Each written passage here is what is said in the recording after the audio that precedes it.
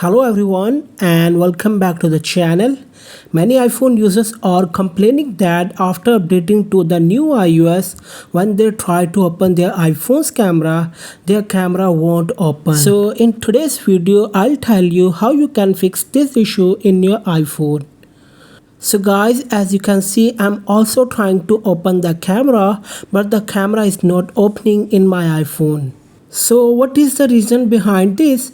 The reason behind this is when we enable restrictions in our iPhone and then lock the application, after that we can't use that application. That's why the camera is not opening.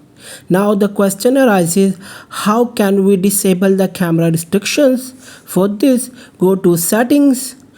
Now go down to screen time and tap on it.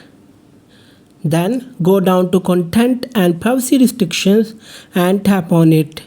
Here, make sure content and privacy restrictions is enabled. Then go to allow apps and features. Here, you just need to turn on the camera option.